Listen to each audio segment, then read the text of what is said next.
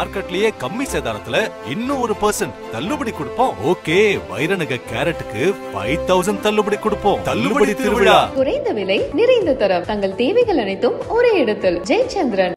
Summer holidays வந்தாச்சு, நம்ம GT ஹாலிடேஸும் வந்தாச்சு. GT holidays, south India's number 1 travel brand. Sivarasan வந்து அங்க இருக்கும்போது இந்தியா என்பது நமது எதிரி நாடல்ல, அவர்களோட துணையோடு தான் நாம் வெல்ல வேண்டும் என்று பேசியதை வந்து நான் பார்த்திருக்கேன். இந்த ராஜீவ்காந்தி கொலை வழக்கில் புலனாய்வு அதிகாரி ரகோத்தமன் இருக்காரு பாருங்க, ரகோத்தமன் வந்து ஒரு டாக்குமெண்ட் எடுத்தார். அந்த டாக்குமெண்ட் வந்து நான் சென்சார் போர்டில் இருந்ததால் நான் தான் அந்த டாக்குமெண்ட்டை சென்சார் பண்ணேன். வைகோ இதனால் கைது செய்யப்பட்டார்.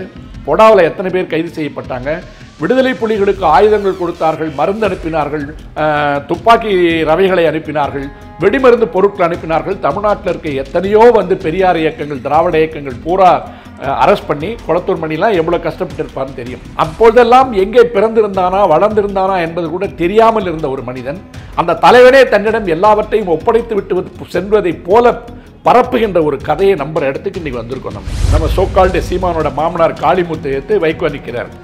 வைகோ நிற்கும் போது அவர் இலங்கைக்கு சென்று வந்த அந்த ஆவணப்படம் இருக்கு பாருங்க, அதை வந்து பிரச்சாரத்துக்கு கொண்டு போகணும்னு முடிவு பண்றாங்க. அந்த ஆவணப்படம் இருக்கு பாருங்க, அதை ஒரு நாள் ராத்திரி ஃபுல்லா போட்டு அதற்குண்டான வசனங்களை நமது தமிழில் எழுதி அந்த டாக்குமெண்ட்ரி என்னுடைய குரல்ல தான் நான் பதிவு பண்ணி கொடுத்தேன். நாங்கெல்லாம் யாருமே இதை வச்சு பீத்திட்டு கிடையாது.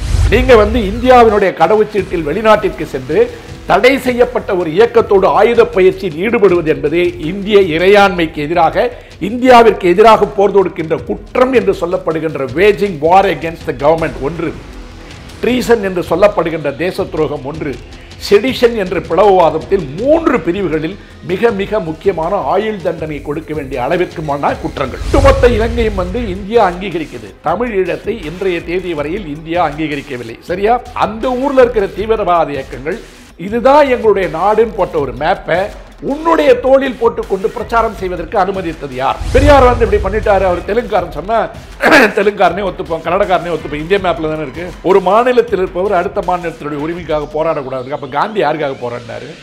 நீ எல்லாம் எப்படி அப்ப சேகுவாரா படம் போடுவ? அர்ஜென்டினாவில் பிறந்து கியூபா விடுதலைக்கு தானே போனார், அர்ஜென்டினா விடுதலைக்கு பாடுபட்டார். திமுக இருக்கின்ற இடத்தில் வந்து ஜெயலலிதா மட்டும் இருந்திருந்தால் இந்த கல்லுக்குள் படுத்துக் கொண்டிருந்த தேரைகளுடைய கால கூட நம்ம பார்த்துருக்க மாட்டோம். கடுமையான கொள்கை வேறுபாடுகள் மாறுபாடுகள் இருந்தாலும் கூட ஜெயலலிதாவை போன்ற முரட்டு அரசியல்வாதிகள் தேவைப்படுகிறார்கள் என்பதை இதை போன்ற முட்டாள்களுக்கு வந்து நம்ம சொல்ல வேண்டியதாக இருக்கு. ஏன்னா மன்னித்தே மாண்டு போன சமூகம் தமிழ் சமூகம்.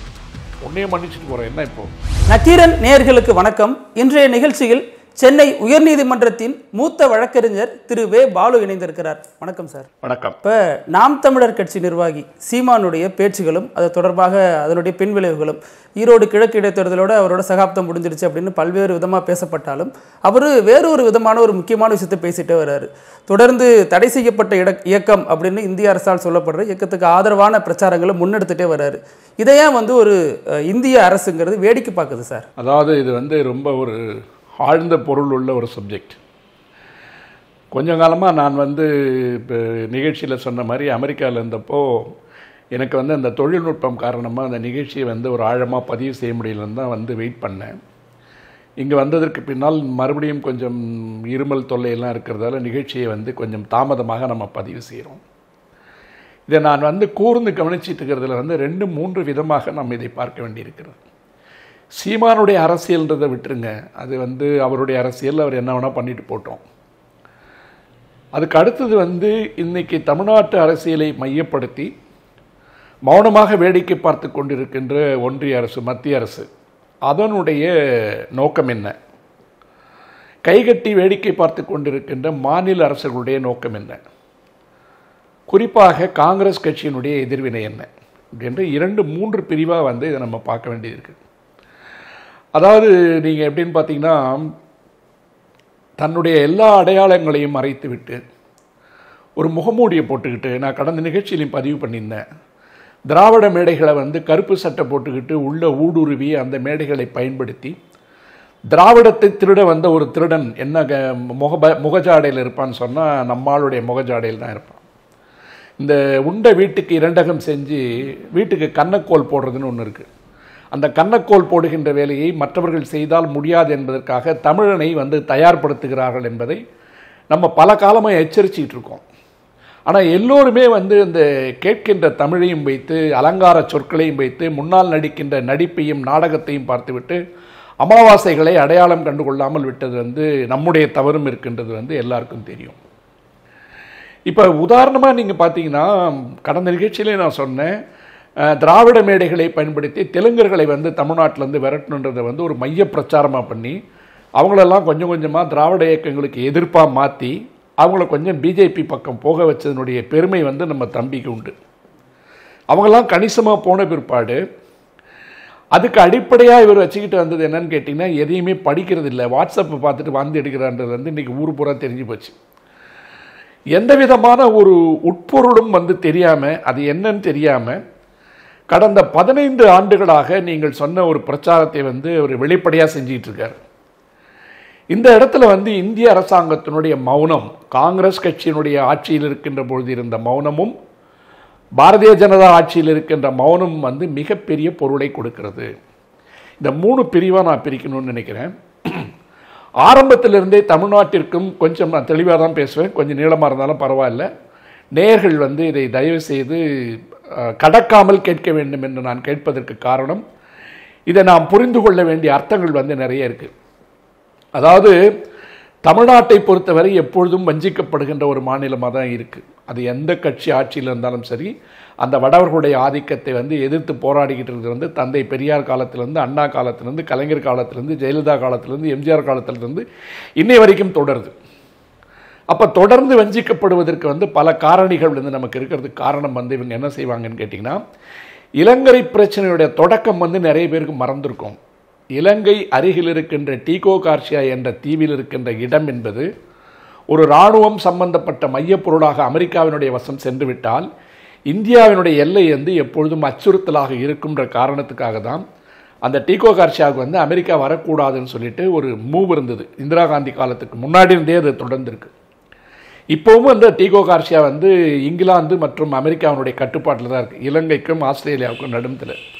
அப்போ என்ன செய்வாங்கன்னு கேட்டிங்கன்னா, முன்ன மாதிரி இல்லை, இன்னும் இப்போ இருக்கிற மாதிரி இல்லை. அப்போல்லாம் போர் வந்ததுன்னா அந்த 7th ஃப்ளீட் என்று சொல்லப்படுகின்ற கடற்படை வந்து அங்கே மையம் கொண்டுடும். அந்த கடற்படை மையம் கொண்டால் இந்தியாவுக்கு நிரந்தரமான ஆபத்துன்றதுக்காக அந்த இடத்தை விடக்கூடாதுன்றதுக்காக தான் இலங்கையில் இருக்கின்ற ஆட்சியாளர்களை இந்தியா எப்பொழுதும் கைவசம் வைத்திருக்கும், இந்தியாவினுடைய கட்டுப்பாட்டில் வச்சுருக்கும். அவங்க கொஞ்சம் கொஞ்சமாக அதிலேருந்து மாறிக்கிட்டு இருக்கும்போது பார்த்தீங்கன்னா, அந்த சிங்கள இனவாதம் வருகின்ற பொழுது ஸ்ரீ என்ற எழுத்து மட்டும்தான் இனிமேல் ஆட்சி மொழியாக இருக்கும், தமிழுக்கு ஆட்சி மொழி இருக்காது என்று ஆரம்பித்தனுடைய விளைவு தான் 83 வந்து போராட்ட களத்திற்கு இயக்கங்கள் வருகிறாங்க. குட்டிமணி ஜெகனில் ஆரம்பித்து அதுக்கு பிற்பாடு தான் வந்து முகுந்தன் வராரு, பத்மநாபன் வராரு, எல்லாரும் வராங்க, பல போராட்ட குழுக்கள் வர இடத்துல பிரபாகரனும் வராரு.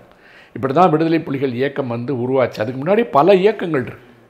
ஆனால் அந்த எல்லா இயக்கங்களையும் கைவசம் எடுத்து அவர்களுக்கு ஆயுத பயிற்சி கொடுத்து லிபியா போன்ற இடங்களுக்கெல்லாம் ஒவ்வொரு இடமாக பயிற்சி அளித்து வரதராஜன் போன்றவரையே இந்தியாவிற்கு கொண்டு வந்து ஒரு நிழல் முதல்வராக வைத்த பெருமை எல்லாம் வந்து இந்திய அரசாங்கத்துக்கு உண்டு. அவங்களுக்கு உண்டான ஆயுத பயிற்சியெல்லாம் கொடுத்தது வந்து போராட்ட களத்தில் கொண்டு போய் அவங்களை நிறுத்தினது எல்லாமே இந்திய அரசாங்கம். இந்திய அரசாங்கம் நிறுத்தினதுக்கு ஒரு காரணம் என்னன்னு கேட்டிங்கன்னா, அந்த எல்லை வந்து கைவிட்டு போயிடக்கூடாதுன்றதுக்காக. நான் பல நிகழ்ச்சியில் பதிவு பண்ணியிருப்பேன், இந்தியா என்பது தன்னுடைய எல்லைகளுக்கு மேற்கெல்லை, கிழக்கெல்லை, வடக்கெல்லை எல்லாத்துக்கும் பார்த்தீங்கன்னா எத்தனை 1000 கோடிகள் ஒரு வருஷத்துக்கு செலவு பண்ணுறாங்க. ஆனால் 1947 தொடக்கம் 2025 வரைக்கும் தென்னெல்லை இருக்கின்ற கன்னியாகுமரி இலங்கைக்கு அருகில் இருந்தாலும் கூட இந்திய அரசாங்கத்தினுடைய படையினுடைய இருப்பு தேவையில்லாமல், ஒரே ஒரு ஹெட் கான்ஸ்டபிள் கூட தேவையில்லாமல் இந்த கடல் எல்லையை வந்து நம்ம பத்திரமா பாதுகாத்து கொண்டிருப்போம் என்பது தமிழுக்கு உண்டான பெருமை.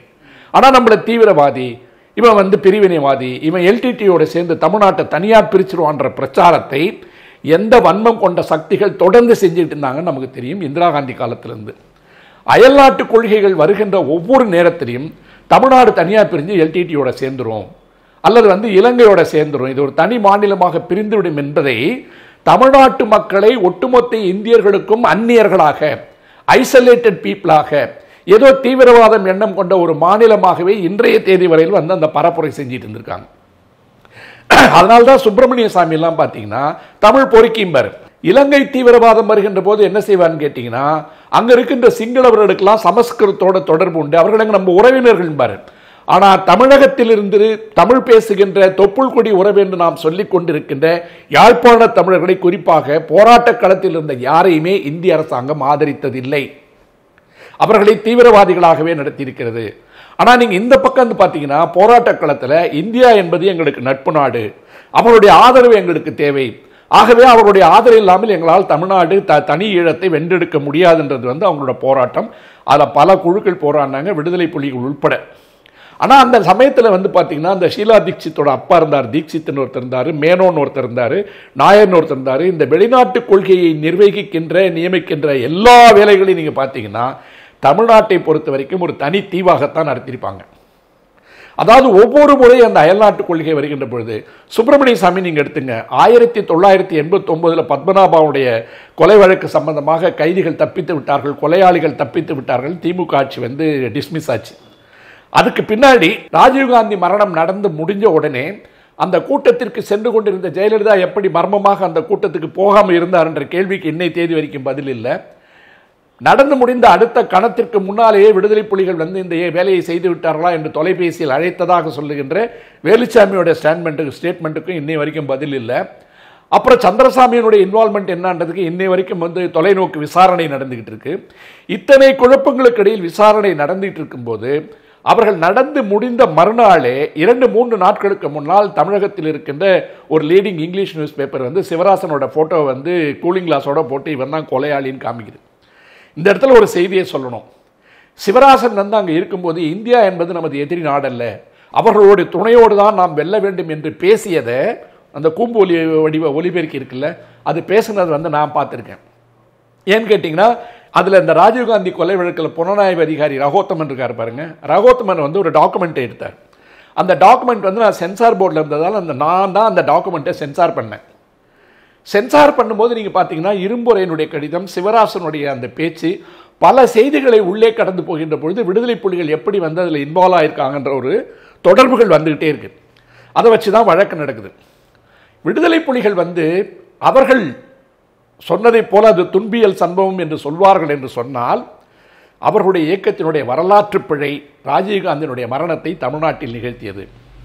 அதனால என்ன பின்னடைவுன்னு கேட்டீங்கன்னா, அந்த இயக்கம் என்பது இன்றைக்கு காணாமல் போனதற்கும் தமிழர்களை நோக்கி குற்றவாளிகள் என்று தொடர்ந்து கரங்கள் நீட்டப்படுவதற்கும் காரணமாக அந்த சம்பவம் அமைஞ்சிருச்சு.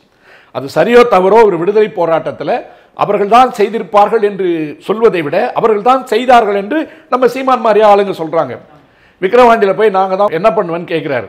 ஆகவே நாம் அந்த முடிவுக்கு வந்தாலும் கூட அது ஒரு வரலாற்று பிழை என்பது ஒரு வழக்கறிஞனாக என்னுடைய கணிப்பு. ஏன்னா ஏற்கனவே இந்த தமிழ்நாட்டை ஒரு தனி தீவு பாறையில் வச்சிருக்காங்க. இப்ப யோசிச்சு பாருங்க, பிரபாகரனுடைய நோக்கம் தமிழ்நாட்டை துண்டாடுவதாக இருந்தால், தமிழகத்தில் இருக்கின்ற எல்லோரையும் விடுதலை புலிகளாக மாற்ற வேண்டும் என்று சொன்னால், எம்ஜிஆர் காலத்தில் இந்திரா காலத்தில் மிக மிக மிக எளிதாக செய்துவிட்டு போயிருக்க முடியும். வீட்டுக்கு ஒரு AK-47 கொடுத்துட்டு போயிருக்க முடியும். ஆனால் அந்த தவறெல்லாம் அவங்க செய்யவே இல்லை.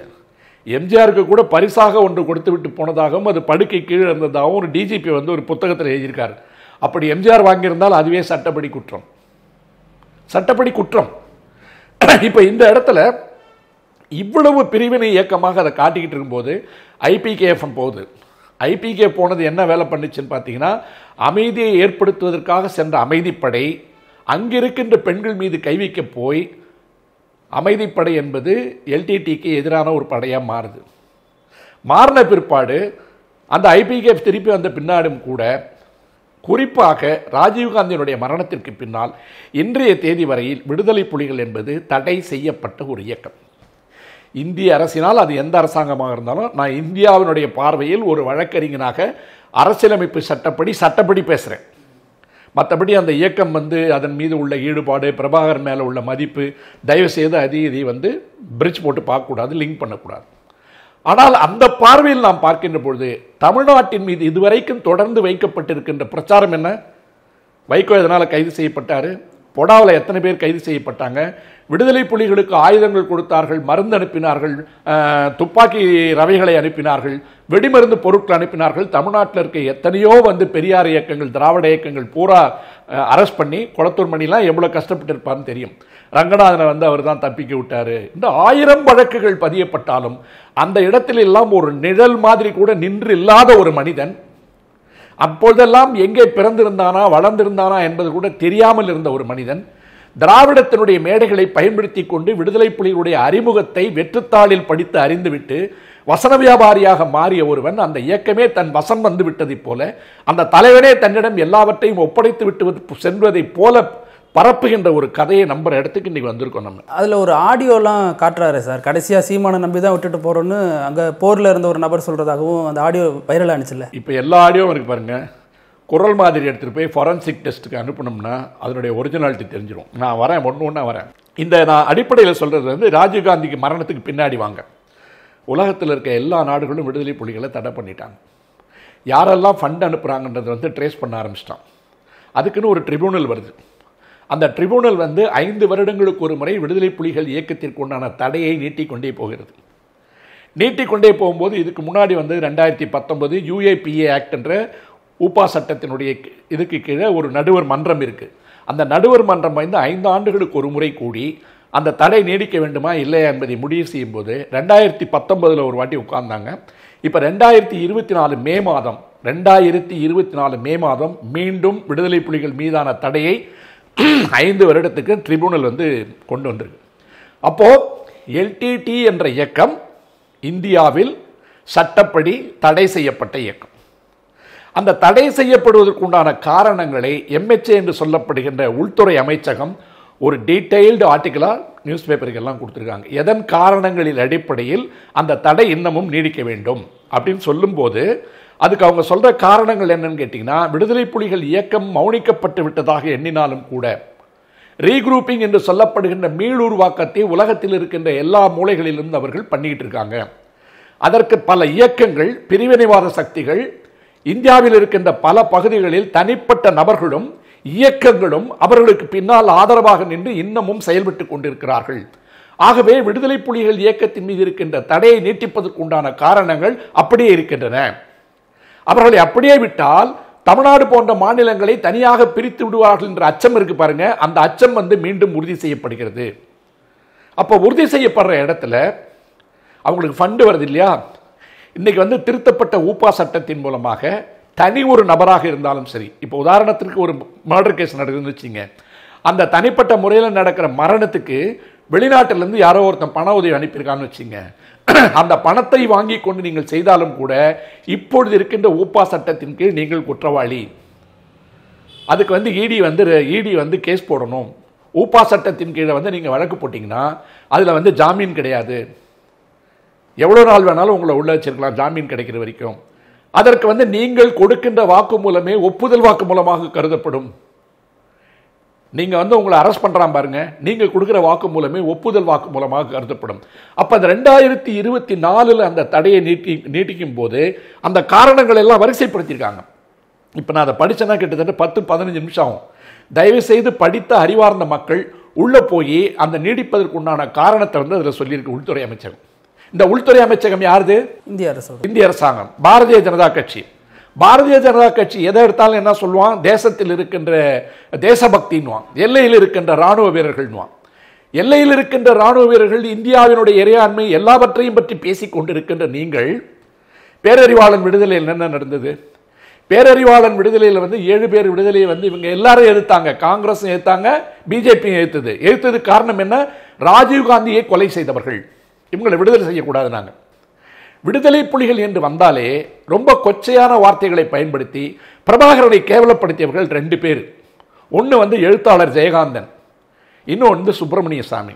சுப்பிரமணிய சாமி எந்த எல்லைக்கு போறான்னு கேட்டீங்கன்னா, விடுதலை புலிகளால் என்னுடைய உயிருக்கு ஆபத்து என்று ராஜீவ்காந்தி மரணம் தொட்டு இன்றைய தேதி வரையில் இந்திய அரசாங்கத்தினுடைய பாதுகாப்பில் வாழ்ந்து கொண்டிருக்கிறார். இன்னைய தேதிக்கு இந்திய அரசாங்கம் அவருக்கு 84 பாதுகாப்பு படை வீரர்களை ஒய் கேட்டகரி, இசட் கேட்டகரி என்ற அடிப்படையில் எங்க போனாலும் அவருக்கு 84 பாதுகாப்பு படை வீரர்களை மோடி அரசை கிழிச்சு தொங்க விட்டாலும், மோடிக்கு நிர்மலா சீதாராமனுக்கெல்லாம் மூளையே கிடையாதுன்னு சொன்னாலும், அந்த தனிப்பட்ட மனிதனுக்கு LTTயின் பெயரால் இந்திய அரசாங்கத்தினுடைய பணம் கோடிக்கணக்கில் செலவு பண்ணப்படுது இல்லையா? அதே சுப்பிரமணிய சாமி, அவர் மீதே குற்றச்சாட்டுகள் இருந்தாலும் கூட நேஷனல் ஹெரால்டு வழக்கையும் ஒன்றா சேர்த்த பிற்பாடு இந்தியா பூரா எனக்கு ஆபத்து இருக்குன்னு அந்த 84 பேர் பாதுகாப்பை ஒட்டுமொத்த இந்தியாவுக்கும் வந்து அவர் அனுபவிச்சுட்டு இருக்கார். 2வது, அப்ப அந்த தனிப்பட்ட மனிதனுடைய உயிருக்கு ஆபத்து விடுதலை புலிகளால் இருக்கிறது. இவர்கள் ரீகுரூப் ஆயிட்டு இருக்காங்க, வெளிநாடுல இருந்து ஃபண்டு வருது, இதையெல்லாம் தடுக்கணும்னு சொல்லிட்டு இந்திய அரசாங்கம் 2024 மேல மறுபடியும் இந்த தடையை 5 வருடங்களுக்கு நீட்டிச்சிருக்காங்க. அதன் கீழ் குற்றம் செய்கின்ற யாராக இருந்தாலும் ஊப்பா சட்டத்தின் கீழ் தண்டிக்கப்பட வேண்டியவர்கள்.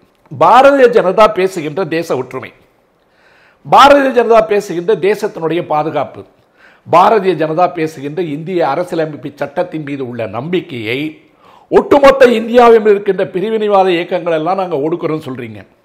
போன வாரம் கூட மன்னார்குடியில் தடை செய்யப்பட்ட இயக்கங்கள்ட்ட இருந்து ஃபண்டு வாங்கினாங்கன்னு 2 பேரை அரெஸ்ட் பண்ணியிருக்கு இல்லையா? என்ஐஏ வந்து அரெஸ்ட் பண்ணியிருக்கு. தேசிய புலனாய்வு முகாமை வந்து 2 பேரை மன்னார்குடியிலேருந்து அரெஸ்ட் பண்ணியிருக்காங்க.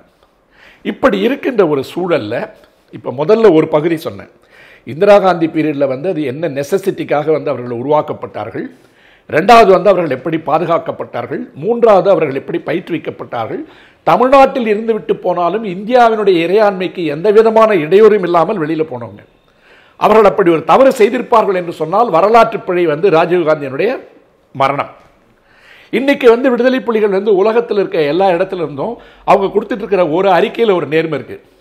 இந்தியாவிற்கு எதிரான பிரச்சாரத்தை நாங்கள் எந்த காலத்திலும் மேற்கொள்ள மாட்டோம், இந்தியாவுடைய ஒத்துழைப்பு எங்களுக்கு தேவை என்கின்ற ஒரு நேர்மையான அறிக்கை வந்துட்டு. சுப்பிரமணிய சாமி பார்வையில் பார்த்தாலும் சரி, ராஜீவ்காந்தி மரணத்திற்கு பின்னால் பார்த்தாலும் சரி, அதற்குண்டான சதித்திட்டம் இருக்கு பாருங்க. அது சதித்திட்டத்தின் பின்னால் இருப்பவர்கள் யாருன்றதுதான் தொலைநோக்கு கமிட்டி வந்து விசாரிச்சிட்டு இருக்கு. அந்த இன்னொரு பல்நோக்கு புலனாய்வு குழு ஒரு விசாரணை நடத்திட்டு இருக்கு. அதனுடைய விசாரணை முடிவு இன்னை வரைக்கும் கொடுக்கல. அப்போ இந்திய அரசினுடைய பார்வையில் இலங்கை தமிழர்கள் எல்லாரையும் தீவிரவாதிகளாக பார்த்தவர்கள், தமிழ்நாட்டில் இருக்கின்றவர்களை குறிப்பாக ராஜீவ்காந்தி மரணத்திற்கு பின்னால் தீவிரவாதியாகவே இந்தியா முழுவதும் காட்டியவர்கள். நீங்க போய் பாருங்க, அந்த இவனோட படம்லாம் ஒன்று வந்ததுல ஒரு டாக்குமெண்ட்ரி, இலங்கையில் வந்து நடக்கிற ஒரு போராட்டத்தில் வந்து ஒரு போராளி தப்பிச்சு வந்து தமிழ்நாட்டில் விடுதலை புலிகள் பதுங்கிறதா தான் அந்த இவனோட படம் ஒன்று வந்தது. பெரிய விவாதத்துக்காச்சு எனக்கு நினைவில் வந்து பேர் ஞாபகம் வரல. ஃபேமிலி மேன் சொல்றீங்க? அதில் வந்து அவர்கள் கொச்சைப்படுத்தப்பட்டார்கள். அப்பெல்லாம் விவாதம் வந்தது. அப்படி விவாதம் வருகின்ற பொழுது ஒட்டுமொத்த இந்தியாவில் நீங்கள் போய் பாருங்கள், ராஜீவ்காந்தி மரணத்துக்கு பின்னால் நான்லாம் டெல்லிக்கு சுப்ரீம் கோர்ட் கேஸுக்கு போகும்போதெல்லாம் மதிக்கவே மாட்டாங்க. ஏர்போர்ட்லேருந்து நீங்கள் எங்கே பார்த்தீங்கன்னாலும் வந்து நீங்கள் பார்த்தீங்கன்னா ராஜீவ் கொண்டுட்டாங்கன்னு சொல்லி தமிழ்நாட்டை பொறுத்தவரை ஒரு தீவாக வச்சுருந்தாங்க. இதில் திமுகவுக்கு ஏன் மிகப்பெரிய இழப்புன்னு சொல்கிறேன்னு கேட்டிங்கன்னா, எந்த விதமான இன்வால்மெண்ட்டும் இல்லாமல் ராஜீவ்காந்தி மரணத்திற்கு பின்னால் அதை வந்து அறுவடை செய்தவர்கள் காங்கிரஸும் ஜெயலலிதாவும். அன்றைய தேதியில் திமுக தோற்கடிக்கப்பட்டதற்கு மிக மோசமான காரணம் ராஜீவ்காந்தியினுடைய படுகொலை. அப்படி விடுதலை புலிகள் அதை நிகழ்த்தியிருப்பார்கள் என்று சொன்னால் அவர்கள் தமிழ்நாட்டில் செய்த வரலாற்று பிழை. அது அவர்களுடைய போராட்டத்தையும் சரி, தமிழருடைய மரியாதையும் சரி, ஒட்டுமொத்த உலகத்தில் கொஞ்சம் கீழே கொண்டு வந்துருச்சுன்னு சொன்னால் அதில் 2வது கருத்தே கிடையாது. ஆனால் இதில் தமிழர்கள் செய்த ஒரே ஒரு பாவம் என்னவென்றால், அவன் தமிழ் பேசுகின்ற என் சகோதரன் இனத்தால் வஞ்சிக்கப்படுகிறான், மொழியால் வஞ்சிக்கப்படுகிறான் என்பதற்காக உணவிலிருந்து உடையிலிருந்து உணர்வு வரை நம்ம வந்து பங்கெடுத்துட்டோம் இல்லையா? நிறைய பேருக்கு தெரியாது. இந்த ஒரு ஆள் வந்து ஒரு 10 நிமிஷம் பார்த்துட்டு வந்துட்டு இவன் விடுற கதை இருக்கு பாருங்க. அவர் கூட இருந்தவங்க, படுத்திருந்தவங்க, போராடினவங்க, தங்கினவங்க யாரும் அதை பற்றி பேசுறது இல்லை. அதுக்கு முதல் தகுதி உள்ளுன்னு கேட்டிங்கன்னா குளத்தூர் மணி பேசணும், வைகோ பேசணும். இப்போ உதாரணமாக வைகோ வந்து போயிட்டு வந்தார். வைகோ போயிட்டு வந்தப்போ ஒரு பெரிய டாக்குமெண்ட்ரி எடுத்துகிட்டு வந்தாங்க. வந்ததுக்கு பிற்பாடு திருநெல்வேலியில் நடந்த ஒரு பாராளுமன்ற தேர்தலில் காளிமுகத்தை எதிர்த்து வைகோ நிற்கிறார். யாரு? நம்ம சோக்கால்டு சீமானோட மாமனார் காளிமுகத்தை எதிர்த்து வைகோ நிற்கிறார். வைகோ நிற்கும் போது அவர் இலங்கைக்கு சென்று வந்த அந்த ஆவணப்படம் இருக்கு பாருங்க, அதை வந்து பிரச்சாரத்துக்கு கொண்டு போகணும்னு முடிவு பண்ணுறாங்க. பிரச்சாரத்துக்கு கொண்டு போகணும்னு முடிவு பண்ணும்போது காசி ஆனந்தனுடைய குரலில் அது பதிவு செய்யப்பட்டிருக்கிறது. காசி ஆனந்தனுடைய கடினமான இலங்கை தமிழ், யாழ்ப்பாண தமிழ் வந்து புரியலை என்பதற்காக அன்றைக்கு நான் வைகோவோட தொடர்பில் இருந்தேன். அப்போ வந்து திரைப்பட தயாரிப்பாளர் தானு வந்து மதிமுகவில் இருந்தார், நாங்கள்லாம் மதிமுகவில் வந்து அப்போ ஐக்கியமாக இருந்தோம். அப்போ வைகோவிற்கு உதவி செய்வதற்காக அந்த ஆவணப்படம் இருக்கு பாருங்க, அதை ஒரு நாள் ராத்திரி ஃபுல்லாக போட்டு அதற்குண்டான வசனங்களை நமது தமிழில் எழுதி அந்த டாக்குமெண்ட்ரி என்னுடைய குரலில் தான் நான் பதிவு பண்ணி கொடுத்தேன் வைகோ அவர்களுக்கு. ஏன்னா வந்து காசி ஆனந்தனுடைய குரல் வந்து யாழ்ப்பாண தமிழ் வந்து கடுந்தமிழாக இருக்குது, புரியலன்றதுக்காக மாற்றணும். அப்போ வைகோ இருந்த ஒவ்வொரு நொடியும் அவருடைய ஒட்டுமொத்த பயணத்தையும் கிட்டத்தட்ட 1 மணி நேரம் 1.5 மணி நேரம் ஓடுற வீடியோ இருக்கு பாருங்க, அதற்குண்டான ஸ்கிரிப்டை எழுதி என்னுடைய குரலில் தான் பதிவு பண்ணி கொடுத்தோம். வைகோ இன்னமும் உயிரோடு இருக்கார், தானும் இருக்கார். நாங்கள்லாம் யாருமே இதை வச்சு பீத்திக்கிட்டு கிடையாது. எல்லோருக்கும் உண்டான களப்பணியில் அணில் சேவையை போல நம்முடைய சேவை, அது நம்மாலான உதவி. ஆனால் அதற்கு பட்ட பாடும் பலனும் என்னன்னு கேட்டீங்கன்னா, தமிழர்களை தனியாக பார்க்கின்ற ஒரு பார்வையை இந்தியா உருவாக்கி கொடுப்பதற்கு இதுதான் காரணமா இருந்தது. அப்ப யாரெல்லாம் உணர்வாளர்களா இருந்தாங்களோ, யாரெல்லாம் பாதிக்கப்பட்டாங்களோ, யாரெல்லாம் கைது செய்யப்பட்டாங்களோ, யாரெல்லாம் ஜெயிலுக்கு போயிட்டு வந்தாங்களோ, அவங்கெல்லாம் வாழ்க்கையினுடைய கடைசி எல்லையில வந்து இன்னைக்கு அவஸ்தைப்பட்டு இருக்காங்க. ஆனா கள்ள சந்தையில பூந்த ஆடு மாதிரி இந்த ஒண்ணு செய்வான் பாருங்க. இந்த ஊருக்கெல்லாம் போயிட்டு வந்தா அமெரிக்காவை பார்த்துட்டு வந்து அங்கிற மாதிரி நாய் வளர்ப்பான். நாய் வளர்க்குறவன் என்ன செய்வான்னு கேட்டிங்கன்னா, அந்த நாயை அவன் வீட்டில் வந்து 1, 2 போகிறதுக்கெல்லாம் பயன்படுத்த மாட்டான். காலையில் இருந்து பிடிச்சிட்டு போய் அடுத்த வீட்டில் வந்து விட்டுட்டு திருப்பி கூப்பிட்டு வருவாங்க. அந்த மாதிரி தன் வீட்டில் இருப்பதை பேச முடியாமல் இந்த நாயை கூப்பிட்டு போய் அடுத்த வீட்டு கேட்டில் விட்றான் பாருங்க. அப்படி தான் இப்போ நம்ம ஆளை பயன்படுத்திட்டு இருக்காங்க. அடுத்த வீட்டு முன்னாடி போய் அசிங்கம் பண்ணு, இந்த வீட்டு முன்னாடி பண்ணாதன். ஏனென்றால் இந்த பிரச்சாரத்தை தொடர்ந்து செய்து கொண்டிருந்தவர்கள் பாரதிய ஜனதா கட்சி, காங்கிரஸ். விடுதலை புலிகள்னாவே என்ன பேச்சு? பிரிவினைவாதிகள், தீவிரவாதிகள். இப்போ 3வது கட்டத்துக்கு வர, இந்த தடை செய்யப்பட்ட இயக்கத்தினுடைய கொடியை நேரடியாக பயன்படுத்தி கொண்டு, இலச்சினையை நேரடியாக பயன்படுத்தி கொண்டு, இதெல்லாம் இல்லைன்னா சொல்ல முடியாது. ஏன்னு கேட்டீங்கன்னா, அவருடைய ஸ்டேட்மெண்ட் என்று சொல்லப்படுகின்ற ஒப்புதல் வாக்குமூலம் ஒன்று மட்டுமே போதும் அந்த இயக்கத்தை தடை செய்வதற்கும் வழக்கு பதிவு செய்வதற்கும். அந்த இயக்கத்தினுடைய கொடி நேரடியாக பயன்படுத்தப்படுகிறது, இலச்சினை நேரடியாக பயன்படுத்தப்படுகிறது.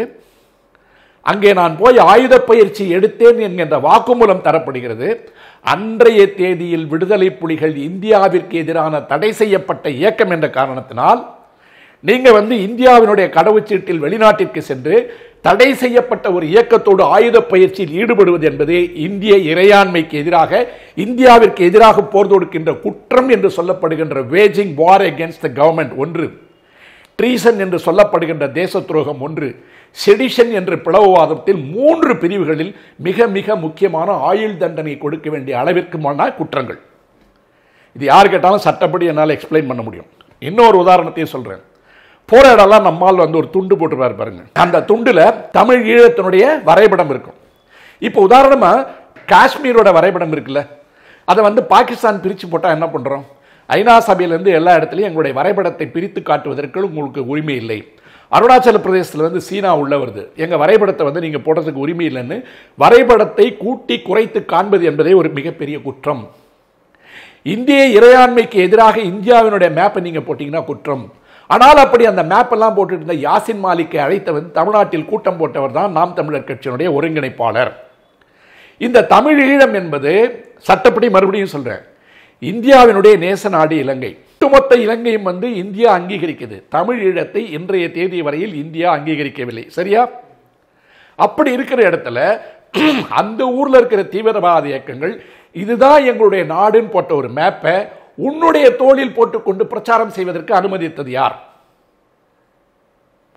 அப்ப இலங்கையை வந்து நீங்க பிரிச்சிட்டீங்களா? அப்ப இலங்கையினுடைய பார்வையில் தேடப்படும் குற்றவாளியாக கருதப்பட வேண்டியவர் தம்பி சீமான்.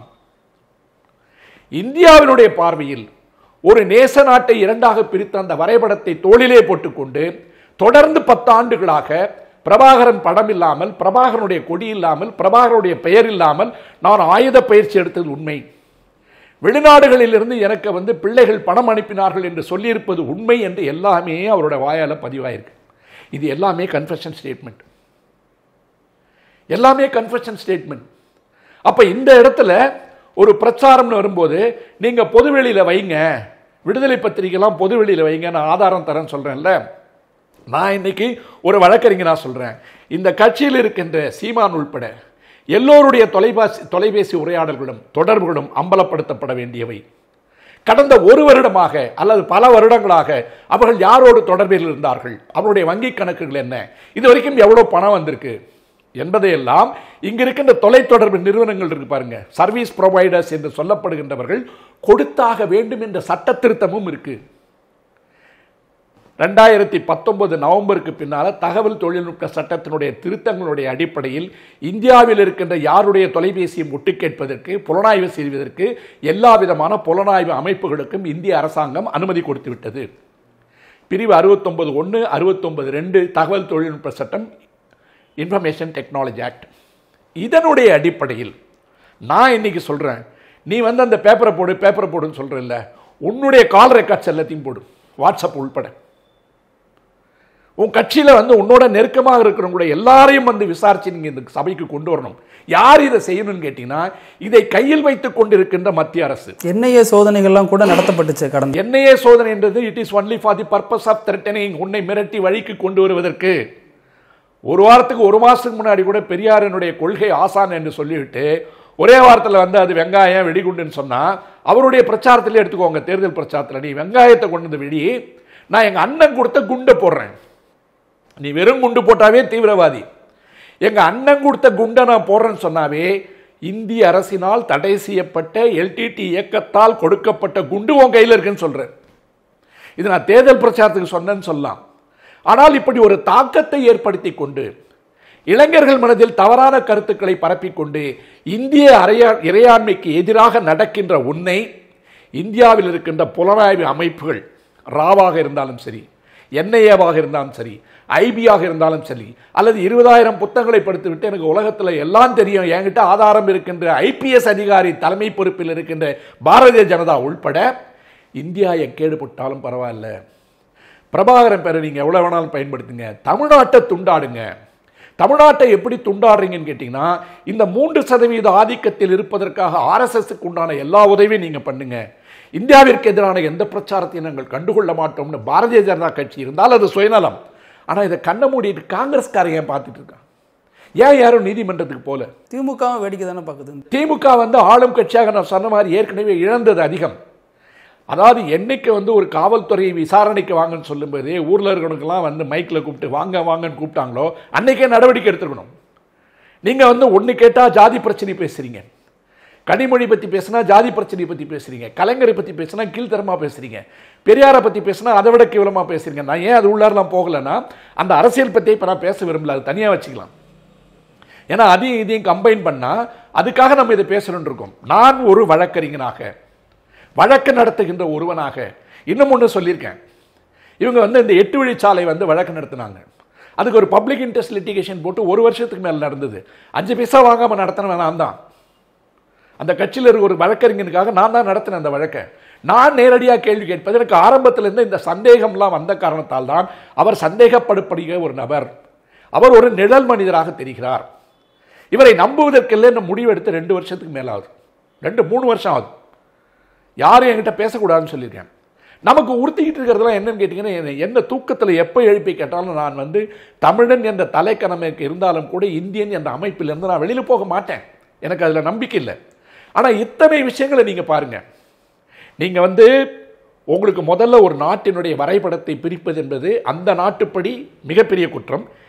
நேசநாடு என்பதனுடைய அடிப்படையில் இந்திய அரசியலமைப்பு சட்டத்தின்படி பல பிரிவுகளில் வழக்கு செய்யப்பட வேண்டிய மிகப்பெரிய குற்றம். உங்களுக்கு யார் மேப்பை பிரிக்கிறதுக்கு உண்டான அதிகாரத்தை கொடுத்தாங்க? விடுதலை புலிகளே அதில் தோத்துட்டாங்க. அப்போ அந்த வரைபடம் எப்படி தோளுக்கு வந்தது? பப்ளிக் மீட்டிங்கில் உங்களால் எப்படி பேச முடிஞ்சது? ராஜீவ்காந்தி கொண்டது யாருன்னு மிகப்பெரிய சந்தேகம் இருக்கிற இடத்துல அந்த ஒரு ஸ்டேட்மெண்ட்டிற்காக விசாரிக்கப்பட வேண்டிய உன்னை எந்த அரசு எதுவாக பயன்படுத்தி வைத்துக்கொண்டு உன்னை வைத்து விளையாட்டு நடத்தி கொண்டிருக்கிறது? இந்த அரசியல் விளையாட்டுக்கு பாரதிய ஜனதா கட்சி என்பது இந்தியாவினுடைய இறையாண்மைக்கு எதிராக நடந்து கொண்டிருக்கிறது, தான் நம்புகின்ற சட்டங்களுக்கு எதிராக நடந்து கொண்டிருக்கின்றது. குறிப்பாக சிறுபான்மை மக்களுக்கு எதிராக பயன்படுத்துகின்ற இந்த சட்டத்தை இந்த பக்கம் கொஞ்சம் கூட திருப்பி பார்க்கல. நான் நேரடியாக கேள்வி கேட்கிறேன். I can even make an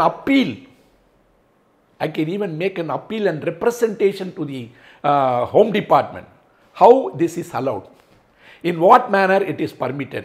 When somebody is acting totally against the principles of the Constitution, committing so many offences under various acts, including UAPA Act, especially after the movement was banned periodically by the government of India, citing so many reasons that they are regrouping, they are receiving funds from foreign countries, and again they are trying to wage a war against Sri Lanka and India.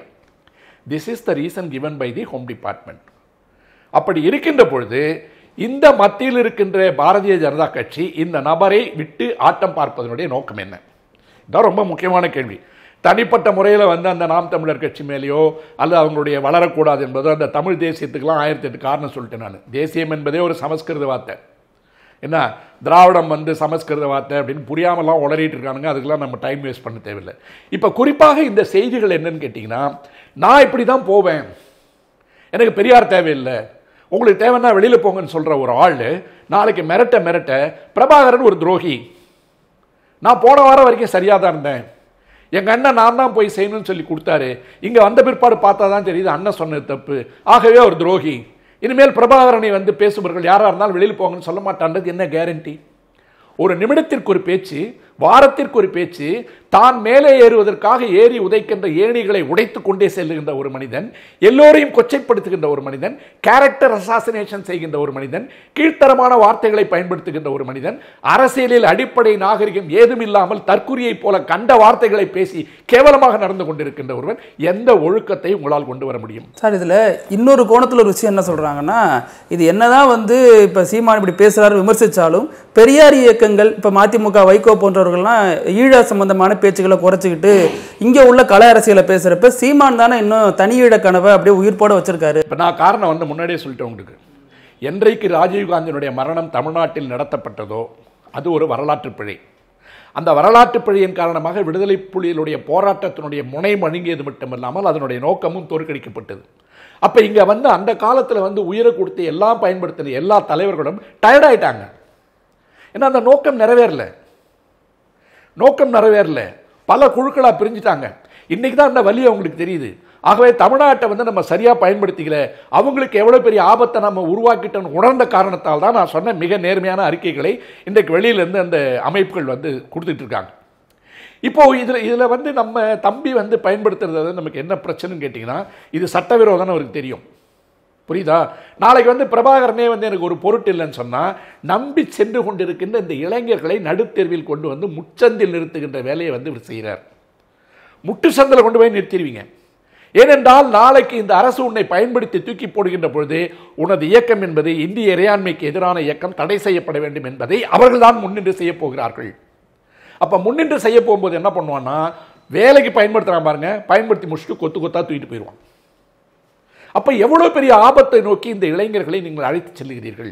இதுக்கெல்லாம் பதில் சொல்ல மாட்டார். கேட்டிங்கன்னா உலகமே ஏற்றாலும் சும்மா பிரபாகரன்ற பேரை பயன்படுத்துறது வந்து மிக மிக கேவலமான ஒரு விஷயம். ஏன்னா அவரை எவ்வளோ தூரம் கொச்சப்படுத்தணுமோ படுத்திட்டோம். ஒரு விடுதலை போராட்ட வீரரை வந்து எனக்கு வந்து இட்லி சுட்டாரு, கறி சுட்டாரு, பக்கத்தில் நின்று நோட்ஸ் எடுத்தாங்க, எனக்கு வாந்தி இது விக்கல் வருதான்னு பார்த்தாங்க, தண்ணி எடுத்தாங்க. இது வந்து இப்படி ஒரு மட்டமான பிரச்சாரத்தை உலகத்தில் யாருமே செஞ்சதில்லை. பெரியார் வந்து இப்படி பண்ணிட்டாரு, அவர் தெலுங்குக்காரன் சொன்னால் தெலுங்குக்காரனே ஒத்துப்போம், கன்னடக்காரனே ஒத்துப்போம். இந்திய மேப்பில் தானே இருக்குது. ஒரு மாநிலத்தில் இருப்பவர் அடுத்த மாநிலத்தினுடைய உரிமைக்காக போராடக்கூடாது. அப்போ காந்தி யாருக்காக போராடினாரு? நீ எல்லாம் எப்படி அப்போ சேகுவாரா படம் போடுவ? அர்ஜென்டினாவில் பிறந்து கியூபா விடுதலைக்கு தானே போனார், அர்ஜென்டினா விடுதலைக்கு பாடுபட்டார். அப்போ அந்த ஃபோட்டோவை மட்டும் போட்டுக்க தெரியுது. இந்த நாட்டிலேயே பிறந்து வர்க்க போராட்டத்தையும் மனுதர்மத்திற்கு எதிராகவும் வர்ணாசிரமத்திற்கு எதிராகவும் போராடிய பெரியார் வந்து உனக்கு எதிரியா? இது வந்து ஒரு பிரிவினைவாதம் இல்லையா? இந்த பிரிவினைவாதத்துக்கு வந்து நான் கொடுத்த இவ்வளோ பெரிய டீட்டெயில்ஸ் என்ன காரணம் கேட்டிங்கன்னா, நீங்கள் எந்த இடத்திலிருந்து நீங்கள் பார்த்தாலும் இவர் செய்து கொண்டிருக்கின்ற பிரச்சாரம் என்பது இந்திய இறையாண்மைக்கு எதிரானது. பல பிரிவுகளின் கீழ் தேச துரோக வழக்காக பதிவு செய்யப்பட்டு புலன் விசாரணை செய்யப்பட வேண்டிய ஒன்று. நீ கேட்குறல ஆதாரத்தை தூக்கி போடு, கோர்ட்டில் போடுறேன்னு நீ முதல்ல வந்து உங்கள் ஃபோன் ரெக்கார்டெல்லாம் வெளியில் வைங்க. நீங்கள் வைக்கவே வேணாம். ஆனால் இந்திய அரசாங்கத்திற்கு அந்த அதிகாரம் இருக்குன்னு தான் சொன்னேன். சட்ட திருத்தம் வந்து 2019 நவம்பரில் வந்துருச்சு. ஏன் பயன்படுத்த மாட்டேங்கிறீங்க? மன்னார்குடியில் போய் 2 பேரை அரெஸ்ட் பண்ணுறீங்கல்ல, அது என்னன்னு கேட்டிங்கன்னா, இந்த அரெஸ்ட் பண்ண உடனே அதில் வந்து சையத் பாஷா, முகமது பாஷான்னு போட்டால் அதனுடைய தீவிரத்தன்மையை குறைச்சிடலாம். புரியுதுங்களா? இந்த விவரம் அறியாமல் பதுங்கிறதுக்கு தான் நம்ம தம்பி ஊரில் இருக்கிறவங்களாம் சித்தப்பா பெரியப்பா. அது என்னன்னு கேட்டிங்கன்னா, அந்தந்த ஜாதி மக்களை வந்து அங்கங்கே சாஃப்ட் கார்டரில் ஒதுக்கி வைக்கிறது. நான் என்ன கேட்குறேன், ஊரில் இருக்கிறவங்கெல்லாம் எங்கள் சித்தப்பா பெரியப்பாங்கிற சொந்த சித்தப்பா சொந்த சித்தப்பான்னு சொல்கிற வருத்தவர் போது அவன் மீது நீ பயன்படுத்திய வார்த்தை என்ன? விடுதலை புலிகளுடைய ஒழுக்கம் எவ்வளோ பேர் போனது உலகத்தில். நீ பெண்களை எப்படி நடத்துகிற? பெண்கள்கிட்ட என்ன பேசுகிற? பெண்களை பற்றி என்ன பேசுகிற? உன் மீது குற்றம் சுமத்தி கொண்டு இருக்கின்ற ஒரு பெண்ணை பார்த்து எனக்கு தொடர்பு இல்லைன்னு சொல்லு, இல்லை நான் வழக்கு தொடருன்னு சொல்லு. உனக்கு ஊரில் எவ்வளோ கொள்ளையில் மேய்ஞ்சிக்கிட்டு இருக்கு, இதுதான் கிடைச்சாதான் என் மனைவி கேட்டாள் என்று பெண்ணை பற்றி இழிவாக பேசுகின்ற நீ பிரபாகரன்ற பேரை உச்சரிக்கவே கூடாது. பெண்களை வந்து அவர் எப்படி நடத்தினார்? ஒழுக்கம் பற்றி பேசுகிற, என்ன பேசுகிற? காலையில் நான் கிளம்பி போகும்போது எங்கள் பெரியப்பா கல்லு கடை வச்சிருந்தாரு, போகும்போது ஃபுல்லாக கல்லு குடிச்சிட்டு தான் போவோம், படிக்கவே மாட்டேன், திருப்பி வரும்போது கல்லு குடிச்சிட்டு வரேன். இதுதான் நீ இளைஞருக்கு சொல்லிக் கொடுக்க போகின்ற ஒழுக்கமா? அப்போ தமிழ்நாடு அரசாங்கம் டாஸ்மாகில் பணம் சம்பாதிக்க சாராய கடையை மூடணும்னு சொல்லுது. எந்த வாயை வச்சுட்டு பேசுகிறேன்? எந்த வாய்? நான் இந்த பிரச்சாரத்தில் எடுக்காததுக்கு காரணம்னு கேட்டிங்கன்னா, இதை பற்றி நான் நீண்டு ஆழமாக பேசணும்னு நான் வெயிட் பண்ணிட்டு இருந்தேன். ஒன்று தொண்டை சரியில்லை, ரெண்டாவது உடல்நலம் சரியில்லை. இருந்தாலும் கூட இதை நான் வெளிநாட்டிலிருந்து பதிவு செய்தால் வீரியமாக பதிவு செய்ய முடியாமல் இவ்வளோ நாள் காத்துட்டு இருந்தேன். இந்த தேர்தல் வருகின்ற பொழுதாவது அந்த போக்கு மாறும்னு நினச்சேன். அந்த போக்கு தீவிரவாத போக்காக மாறி இருக்கு. நேற்று கூட பார்த்தீங்கன்னா, உங்களுக்கு யார் வேணாலும் வச்சுக்க, நான் எதிர்ப்பேன் அப்படின்னு சொன்னால் விடுதலை புலிகள் இயக்கம் வெளிப்படையாக சொல்லிவிட்டார்கள். பெரியாரை பற்றி நாங்கள் எந்த இடத்திலும் தரக்குறைவாக பேசியதில்லை, வழிகாட்டியாக நாங்கள் ஏற்றுக்கொண்டிருக்கிறோம் என்ற அறிக்கை வந்துருச்சு. அதுலேயும் நிறைய அறிக்கைகள் வருது சார். சில அறிக்கை சீமானுக்கு ஆதரவாகவும் வருது. எல்லாத்தையும் நீங்கள் கொண்டு வாங்க, புலன் விசாரணைக்கு உட்படுத்துங்கன்ற. நான் இந்திய அரசாங்கத்துக்கு என்னங்க வேலை? நீங்களே ஒரு இயக்கத்தை தடை செய்கிறீங்க, சுப்பிரமணிய சாமிக்கு அத்தனை கோடி செலவு பண்ணுறீங்க, தடை செய்யப்பட்ட இயக்கம் சொல்லிட்டு அந்த தடை செய்யறதுக்கு 5 வருஷத்துக்கு ஒரு வாட்டி காரணம் கொடுக்குறீங்க. அந்த காரணத்திற்குள்ளே இருக்கின்ற எல்லா காரணமும் செய்து கொண்டு இருக்கின்ற ஒருத்தரை எப்படி அனுமதிக்கிறீங்க? அப்போ உங்கள் உளவுத்துறை சீமானை என்னவாக பயன்படுத்துகிறது? தமிழ்நாட்டில் அமைதியை கெடுப்பதற்காக, 3% இருப்பவர்கள் பேசினால் ஏதும் எடுபடவில்லை என்பதற்காக, ஒரு தமிழனையே ஆயுதமாக பயன்படுத்தி தமிழர்களுக்கு எதிராக பயன்படுத்துகின்ற உத்தியை RSS பண்ணிட்டு இருக்கு இல்லையா? தன்னுடைய அடையாளத்தையே மறைத்து கொண்டு. இப்போ ஒரு கிறிஸ்துவன், அவர் கிறிஸ்துவனா ஒரு தமிழ்நாட்டில் ஒரு கட்சி ஆரம்பித்தா நமக்கு என்ன நஷ்டம்? சந்தோஷமாக வரவேற்போம். உன்னை பற்றி மத அடையாளத்தோடு உன்னை கேவலமாக விமர்சித்தவர் யாரு? எச் ராஜா இல்லையா? சைமன் செபாஸ்டியன் அப்படின்னாரு. உங்க தாத்தா யாருன்னு கேட்டா யாக்கோபுங்கிறாரு இல்லையா? யாகப்பருங்கிறாரு. ஏன் யாக்கோபு இதுவா இருந்தா என்ன? யாக்கோபு ஏன் கிறிஸ்துவ மதத்துக்கு போனாரு? என்ன என்ன என்ன அடக்குமுறைகளும் ஒடுக்குமுறைகளும் இருந்த காரணத்தால் கிறிஸ்துவ மதத்துக்கு போறாங்க. எல்லாரும் சாதாரணமாக சொல்லுவாங்க பால் பவுடருக்காக போனாங்கன்னு. பால் பவுடருக்காக போனாலும் தோல் சீலை போராட்டமும் முளைவரியும் வரவில்லை என்று சொன்னால் அத்தனை மக்கள் கொத்து கொத்தாக மதம் மாற வேண்டிய அவசியம் இல்லை. அப்போ உன்னுடைய வரலாற்றை எடுத்து படிச்சியா? யாக்கோபோட தாத்தா ஏன் போனான்னு பாத்தியா? அப்ப யாகப்பர் எப்படி யாக்கோபானான்னு பாத்தியா? யாகப்பருக்கு பிறந்த ஏன் செபாஸ்டியன் ஆனான்னு பாத்தியா? செபாஸ்டியனுக்கு ஏன் சைமன் பேர் வச்சாங்கன்னு பாத்தியா? நீ எப்ப மாத்திருக்க? என்னமோ தம்பி பீட்டர் தானே. அப்ப மதத்தினுடைய அடையாளத்தை மறைக்கிறீங்க. ஒன்னு அந்த மதத்தை பற்றி கொச்சப்படுத்துறது எச் ராஜா, அவனை போய் பேரறிஞர் ஜோசப் விஜய். நாங்க இன்னைக்கு 2 பேரும் நீங்க 2 முனையில நின்றுட்டு திமுகவை தோற்கடிப்பதுன்றது அரசியல். ஆனால் திராவிடத்தை நான் கை வைக்கணும்னு சொல்லும் போது விஜய் அங்க உஷாரா தப்பிச்சு நிற்கிறார்.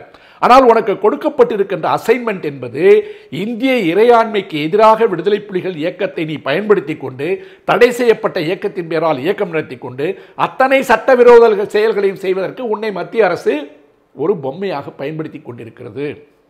ஆக இந்த பிரிவினையை தமிழ்நாட்டில் இருக்கின்ற ஒட்டுமொத்த தமிழர்களும் உணர வேண்டும் என்று நான் நினைப்பது என்னவென்றால், இந்த விளையாட்டை, விபரீதமான விளையாட்டை காங்கிரஸ் கைகட்டி கொண்டு வேடிக்கை பார்த்து கொண்டிருக்க பாரதிய ஜனதா அரசு தமிழ்நாட்டை உள்ளே கொண்டு வருவதற்கு, அவர்கள் உள்ளே நுழைவதற்கு, இது பிரிவினைவாத இயக்கமாக இருந்தாலும் பரவாயில்லை, இந்திய இறையாண்மைக்கு எதிரான இயக்கமாக இருந்தாலும் பரவாயில்லை, வெளிநாடுகளிலிருந்து பணம் சீமானுக்கு வந்தாலும் பரவாயில்லை, இது நம்ம சொல்லல, அவரே சொல்றது, வெளிநாடுகளிலிருந்து பணம் வந்தாலும் பரவாயில்லை, அங்கே சென்று சட்டத்திற்கு விரோதமாக இந்திய இறையாண்மைக்கு எதிராக ஆயுத பயிற்சி எடுத்தாலும் சரி, அவர்கள் எங்களுக்கு தேவை என்று நினைக்கின்ற நீங்கள் தேசபக்தர்களா? தமிழ்நாட்டில் இருக்கின்ற எம்மை போன்ற ஒவ்வொருவரும் தேசபக்தனா என்ற கேள்விதான் மிக முக்கியமான கேள்வி. உங்களுடைய ஆதாயத்திற்காக, உங்களுடைய சுயநலத்திற்காக ஒரு தத்துவ போராட்டத்தை முன்னெடுப்பதற்காக திமுகவை தோற்கடிக்க வேண்டும் என்பது முக்கியமல்ல. திராவிட இயக்கங்களே இருக்கக்கூடாது என்ற முன்னெடுப்பை எடுத்ததனால்தான் அதிமுக இன்றைக்கு கரைக்கப்பட்டு விட்டது. வெற்றிடத்தை காற்று நிரப்பும்ன்றது உண்மை. ஆனால் வெற்றிடத்தை விஷக்காத்து நிரப்பக்கூடாது. ஆக ஹிட்லருடைய பாணியில் நடந்து கொண்டிருக்கின்ற, ஹிட்லருடைய பாணியில் இயக்கம் நடத்தி கொண்டிருக்கின்ற, தனக்கு கீழே யாரும் தலைமை இருக்கக்கூடாது என்று நினைக்கின்ற, என்னை தாண்டி நீ எப்படி வளர முடியும், என்னை தாண்டி வளர வேண்டிய நெசசிட்டி என்ன என்று கேட்கின்ற ஒரு தற்குறியை எப்படி தலைவராக ஏற்றுக்கொள்ள முடியும்? நான் இந்த வார்த்தைகள்லாம் பயன்படுத்துகிற ஆளே கிடையாது. ஆனால் அடுத்தவர்கள் மீது பயன்படுத்துகின்ற வார்த்தையை கொச்சையாகவும் எச்சையாகவும் பச்சையாகவும் தொடர்ந்து பயன்படுத்தி கொண்டிருந்தால் நம்மை போன்ற சாதுக்களுக்கு கூட கோபம் வருகிறது. நான் இதில் எந்த அரசியலும் பண்ணணும்னு அவசியம் இல்லை. இப்போ நீங்கள் ஒரு கேள்வி என்ன கேட்கலாம், இவ்வளோ சொல்கிறீங்க, ஏன் நீதிமன்ற நடவடிக்கை எடுக்கலன்னு உங்கள்கிட்ட ஒரு கேள்வி இருக்கா இல்லையா? சொல்லுங்க. அதான் இப்போ இவ்வளோ பிரச்சனை இருக்கு, அடிப்படையில் நீங்கள் ஒரு வழக்கறிஞர், அப்போ அதன் தொடர்பாக சட்ட போராட்டத்தை நீங்கள் முன்னெடுக்கல? நான் அரசியல் பண்ணலையே, நான் ஆட்சியில் இல்லையே, நான் அதிகாரத்தில் இல்லையே, நான் எந்த பலனையும் அனுபவிக்கலையே. நான் வெளிப்படையாக சொன்னேன், தமிழன் என்ற தலைக்கணத்தோடு வருகின்ற நான் இந்தியா என்ற அமைப்புக்குள் இருக்க வேண்டும் என்று விரும்புபவன். நான் ஒரு இந்தியன். ஆகவே என்னை ஆட்சி செய்பவர்கள் அதன் பலனை அனுபவிப்பார்கள். காங்கிரஸ் பேசல, திமுக விட்டுருங்க.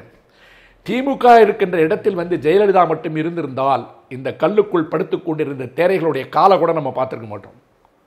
இவங்க பேசுகிற வீரம், இவங்க பேசுகிற இந்த இதை அப்படி தட்டுறது இப்படி கத்துறது, இதெல்லாம் வந்து எங்கே இருக்கிற வீட்டை விட்டு வெளியில் வந்திருக்காது. சில நேரங்களில் கடுமையான கொள்கை வேறுபாடுகள் மாறுபாடுகள் இருந்தாலும் கூட ஜெயலலிதாவை போன்ற முரட்டு அரசியல்வாதிகள் தேவைப்படுகிறார்கள் என்பதை இதை போன்ற முட்டாள்களுக்கு வந்து நம்ம சொல்ல வேண்டியதாக இருக்குது. என்னன்னு கேட்டிங்கன்னா, இப்போது நீங்கள் எல்லாரையும் வந்து அவ்வளோ இழிவாக பேசுகிறீங்க. வெங்காயம் வெடிகுண்டு அவர் என்ன கிழிச்சாரு, வெறும் மண்ணுங்கிறீங்க. மண்ணு தான், பெரியார் மண்ணு தான். நிறைய பேர் யாராவது நான் பதில் சொல்லுவாங்கன்னு பார்த்தேன், சொல்ல மாட்டேன்றாங்க. ஒரு மண் என்பது நம்ம பயிரிடுறதுக்கு முன்னாடி என்ன பண்ணுறோம், சாயில் டெஸ்ட் பண்ணுறோம்ல. சாயில் டெஸ்ட் இது பண்ணுறோம். இந்த மண் வந்து விதை மண்ணை தாங்குமா, வீரியம் கலந்த மண்ணா, கந்தகம் கலந்த மண்ணா, அல்லது வந்து அது கெமிக்கல் கலந்திருக்கா என்று மண் பரிசோதனை செஞ்சு தான் விதை போடுறோம். அப்படி பெரியார் என்கின்ற இந்த மண் தான் சுயமரியாதை மிக்க பயிர்களை, அறிவுள்ள பயிரை தனது நிலத்தில் விதைத்து வளர்த்து உலகம் பூரா பரப்பியிருக்கு. அந்த விதத்தில் பெரியார் ஒரு மண் தான் என்று நான் ரொம்ப பெருமையாக ஏற்றுக்கிறேன். அந்த மண்ணில் விளைந்தவனுக்கு தான் சுயமரியாதை இருக்கும், அந்த மண்ணில் விளைந்தவனுக்கு தான் ரோஷம் இருக்கும். அந்த மண்ணில் விளைஞ்சவன் தான் காட்டி கொடுக்க மாட்டான். தலைவர்களுக்கு எப்படியெல்லாம் வாரிசுகள் வந்து கொண்டிருக்கின்றார்களோ அதே போல துரோகிகளுக்கும் வாரிசுகள் உண்டு. எட்டப்பனுக்கு அடுத்த வாரிசை நம்ம இந்த தலைமுறையில் கொண்டு வந்திருக்கோம். ஆகவே இந்த தனிப்பட்ட முறையில் இருக்கின்ற எல்லா விமர்சனங்களையும் விட்டுவிட்டு பார்த்தாலும் கூட இந்திய இறையாண்மைக்கு எதிராக நடக்கின்ற யுத்தத்தை மத்தியில் இருக்கின்ற ஆட்சி வேடிக்கை பார்த்து கொண்டிருப்பது என்பது என்னை போன்ற வழக்கறிஞராக இருக்கிறவனுக்கு உறுத்தி கொண்டே இருக்கிறது. இதை நோக்கி திமுகவும் நகரவில்லை, காங்கிரசும் பேசவில்லை, பாரதிய ஜனதா ஊக்குவிக்கிறது. ஆகவே இவர்கள் எப்படிப்பட்ட போலி தேசியவாதிகள், தேசியம் என்ற பெயரை இவர்கள் எப்படி விற்று கொண்டிருக்கிறார்கள். இப்ப திமுக இருக்க ஒருத்தன் இப்படி தொடர்பு இருக்கான்னு வச்சுங்களேன், இந்த சாயந்தரம் டிஷர்ட் போட்டு வர கும்பல் பூரா வேற என்ன பேசுவான், வேற எதுவும் பேச மாட்டான். தேச துரோகி, தடை செய்யப்பட்ட இயக்கம், எப்படிங்க எல்டிடிக்கு ஆதரவாக பேச? டேய், மேப்பை போட்டுக்கிட்டு நாங்கள் தான் வெட்டினோம், நாங்கள் தான் குத்துனோம், தேர்தல் பிரச்சாரத்தில் போய் அண்ணன் கொடுத்த குண்டுருக்கு போட்டோமான்னு கேட்டால் கூட நடவடிக்கை வந்து மாநில அரசு தான் எடுக்கணுமா என்ன? மத்திய அரசுக்கு நேரடி அதிகாரம் இருக்கு. நான் சொன்ன இத்தனை சட்டத்தின் கீழும் மத்திய அரசு தான் நடவடிக்கை எடுக்கணும். தேசிய பாதுகாப்பு சட்டம் எதுக்கு இருக்கு? என்ஐஏ எதுக்கு இருக்கு? இடி எதுக்கு இருக்கு? எதுக்கு இருக்கு? பதில் சொல்லப்பட முடியாத பல கேள்விகள் இருக்கிறது. தமிழகம் ஆழ்ந்து சிந்திக்க வேண்டும் என்பதுதான் என்னுடைய அன்பான வேண்டுகோளை ஒழிய தனிப்பட்ட முறையில் எனக்கு யார் மேலேயும் வருத்தமும் கிடையாது, கோபமும் கிடையாது. உன்னுடைய அரசியல் நீ பண்ணு, நாகரிகமாக பண்ணு, கௌரவமாக பண்ணு, அழகாக பண்ணு. நீ வந்து ஒரு நாட்டை சிதைப்பதற்கு, உன் தாய் கொடுத்த முலையில் இருக்கின்ற பாலை வந்து விஷப்பாலாக மாற்றுவதற்கு வெற்று வசனங்கள் பேசி மக்களை கொச்சப்படுத்தாது. அது மொழிக்கு செய்கிற அவமானம், அது மொழிக்கு செய்கிற அவமானம். இப்போ தான் நம்ம நிறைய யோசிக்க வேண்டியதாக இருக்குது. இந்த தமிழை வந்து எல்லாருக்கும் கற்றுக் கொடுத்தது எவ்வளோ பெரிய தவறாயிடுச்சு பாருங்க. தமிழை சுத்தமாகவும் சத்தமாகவும் பேசினா எவ்வளோ கேவலமானாலும் பேசலான்றதுக்கு இதான் உதாரணம். ஆகவே இந்த மொழி என்பது மிக அழகான மொழி. இந்த மொழியின்பால் பிறந்தவர்கள் அன்பானவர்கள். இவர்களை உலகத்திற்கு நாம் வேறாக காட்டுவதற்கு முன்னால் வேறுபடுத்தி காட்டுவதற்கு உண்டான முயற்சிகளை செய்யக்கூடாது என்பதுதான் மீண்டும் எனது அன்பான வேண்டுகோள். இன்னமும் கூட தவறை திருத்திக் கொள்வதற்கு நேரம் இருக்குது. எப்படி சொல்லலாம், ஆமாம் நான் போன வாரம் வரைக்கும் கூட தப்பாக பேசிட்டேன், இந்த வாரம் நான் பார்த்தேன், மீள் பார்வை பார்த்தா நான் பேசுனதெல்லாம் தப்புன்னு சொன்னால் தமிழ் சமூகம் ஒன்றை மன்னிச்சிடும். என்னன்னா, மன்னித்தே மாண்டு போன சமூகம் தமிழ் சமூகம். உன்னையும் மன்னிச்சுட்டு போகிறேன் என்ன இப்போ? ஆனால் அப்படி தான் பேசுகிறார். நான் அப்படி தான் பேசுவேன், பெரியார விருப்பம்னாரு இல்லைன்னா போ அப்படிங்கிறாரு. அதனால தான் நான் கேட்குறேன், அப்போ இதை வேடிக்கை பார்த்து கொண்டு இருக்கின்ற அரசாங்கத்தினுடைய நோக்கம் என்ன? தமிழ்நாட்டில் பிரிவினை வர வேண்டும், தமிழ்நாட்டில் கலவரம் வர வேண்டும். தமிழ்நாட்டில் வருகின்ற கலவரம் எப்படி வர வேண்டும் என்று சொன்னால், அது 3% என்று சொல்லப்படுகின்ற பார்ப்பனர்களுக்கும் மற்றவர்களுக்கும் எதிரானதாக இல்லாமல் தமிழர்களை அடித்துக் கொள்ள வேண்டும், தமிழர்களும் மோதிக்கொள்ள வேண்டும். அதற்கு பெரும்பான்மை ஜாதியில் இருக்கின்ற ஒருவனை எடுத்து ஜாதி போர்களை கொண்டு போய் அவனை பயன்படுத்துறது, பதுங்க வைக்கிறது. ஆகவே அந்த சாதி சமூக மக்களுக்கும் நான் ஒரு வேண்டுகோள் கொடுத்துருக்கேன். இவங்க வந்து உங்களையும் வித்துருவாங்க, நீங்கள் அடையாளப்படுத்திக்காதீங்க. நீங்கள் வந்து போராட்டம் மிகுந்த வரலாறு உங்களுது, ஒடுக்கப்பட்ட வரலாறு உங்களுது. அதிலிருந்துலாம் உடைச்சிட்டு வந்து இன்றைக்கி ஒரு முன்னேறிய சமூகமாக இருக்கும்போது உங்களையும் விலை பேசி வித்துருவாங்க. நீங்கள் எச்சரிக்கையாக இருங்கள். ஆகவே தமிழ்நாட்டில் இருக்கின்ற எல்லா சகோதரனும் எந்த விதமான ஜாதி வேறுபாடுகள் இல்லாமல் நான் பெரியார்லாம் இதில் உள்ள கொண்டு வராத காரணம் என்னன்னு கேட்டிங்கன்னா, இந்த சப்ஜெக்டை வந்து நான் முழுசாக கொண்டு வந்தேன். ஆகவே நாம் ஒற்றுமையாக இருப்போம் என்பது இந்தியாவிற்கே நாம் பலம். மறுபடியும் கேட்குறேன், கன்னியாகுமரியில் எங்களுக்கு எவ்வளோங்க படம் எடுத்திருக்கீங்க? ஏன் தமிழ்நாட்டை பார்த்தா வந்து உங்களுக்கு வந்து தீவிரவாதி பிரிவினைவாதின்னு சொல்கிறது எந்த பயலுங்க பேசுகிறாங்க? இந்த 3% தான் பேசுகிறாங்க. எத்தனை வந்து நம்ம வந்து சரித்திரத்தில் வந்து நிரூபிச்சிருக்கோம். என்ன செலவு நமக்கு? வெறும் போட்டு தாங்க சுற்றிட்டு இருக்குங்க இல்லையா? இன்னைக்கு விடுதலை புலிகள் இல்லாத ஒரு இடத்துல தமிழர்கள் வந்து வீக்கெண்ட் பண்ணதால சைனாக்கார படம் வந்துருச்சு, வேதாரண்யம் வரைக்கும் வந்துருச்சு. நாளைக்கு ஒரு பிரச்சனை சொன்னால் தமிழ்நாட்டுக்கு முதல் ஆபத்து சீனாக்காரன் போடுற கொண்டு தமிழ்நாட்டில் வெடிக்கும். அப்போ எவ்வளோ பெரிய ஆபத்தை வந்து எங்களுக்கு நீங்கள் கொண்டு வந்துருக்கீங்க. இதை கொண்டு வருவதற்கு நீங்கள் பயன்படுத்திய காரணங்கள் வந்து பெயர் என்ன? விடுதலை புலிகள். விடுதலை புலிகள் தான் தமிழ்நாட்டை பிரிக்க போறாங்க தானே ஒட்டுமொத்தமாக பிரச்சாரம் பண்ணீங்க. அப்போ அதை மட்டுமே பிரச்சாரம் பண்ணிட்டு இருக்க ஒருத்தர் பார்த்துட்டு எப்படி மௌனமாக இருக்கீங்க? தான் என்னோட கேள்வி. இந்த கேள்வியில் நியாயம் இருந்தால் தமிழ்நாடு சிந்திக்கட்டும், இல்லைனா விட்டுருங்க, எனக்கு ஒன்றும் பிரச்சனை இல்லை. ரொம்ப நன்றி சார். பல்வேறு விவாதங்கள், அதாவது இப்போ போயிட்டு இருக்க விவாதங்கள் ரொம்ப ஆழ்ந்துபட்ட பார்வையை வச்சிங்க. நேரத்துக்கு ரொம்ப நன்றி சார். வணக்கம். வாழ்க தமிழ்நாடு. நக்கீரன் டிவிக்கு சப்ஸ்கிரைப் செய்யுங்கள். உங்கள் ஆதரவே எங்கள் பலம். ஆசிரியர்களுக்கு நண்பனாகவும் மாணவர்களுக்கு ஆசானாகவும் திகழும் தேர்வு வழிகாட்டி. ஒவ்வொரு பாடத்திற்கும் அனுபவமிக்க ஆசிரியர்களின் துல்லியமான தெளிவான விடைகள். CNC இருக்கு, தேர்வு பயம் எதற்கு? இது தீரன் பப்ளிஷிங் ஹவுஸ் விற்பனை வெளியீடு.